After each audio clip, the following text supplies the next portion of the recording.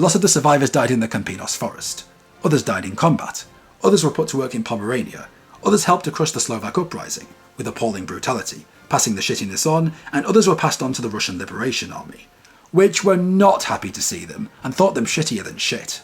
Already disillusioned by how Hitler had only allowed them to form in 1944, when the war was already lost, and how he was only giving them fellow powers and forced labourers, General Bunyachenko, already disillusioned enough with the Germans, was enraged when the Rona transports pulled up, and off got men loaded with loot, and women wearing looted Polish furs, jewels and other riches.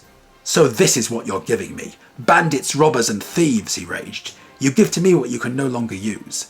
The betrayal made all the worse by the fact that during his lifetime, Kaminski had agitated against Vlasov and the ROA, telling the Germans they were potential turncoats, and being one of many factors that stopped the Germans backing them until it was too late.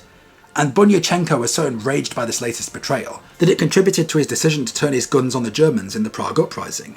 Vlasov, however, while considering the Kaminski's mercenaries, after careful examination, allowed 1 in every 10 Kaminski men into his formation. So ironically, Bunyachenko's Russians came to the aid of the Czechs in Prague, and prevented the Germans from doing to the Czechs what they did to the Poles, and several Kaminski soldiers fought alongside them in doing just that, and probably died in the process. So yeah, history comes in a full circle, and no good, or very, very bad, deed goes unpunished.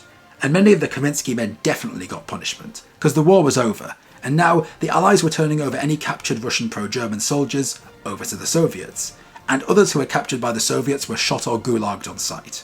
And others, ironically, like the defenders of Prague, were shot by Czech communist partisans in their hospital beds, and so ended the fate of thousands of Kaminski Brigade members, showing that no good deed goes unpunished, or no very, very, very bad deeds.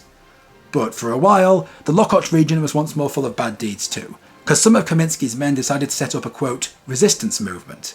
In quotes, yes, because it turned to banditry and looting again. After looting, killing and terrorising people, it was finally destroyed by the KGB around 1951, after losing most of its support. And what have you done to people that you make the KGB look moderate?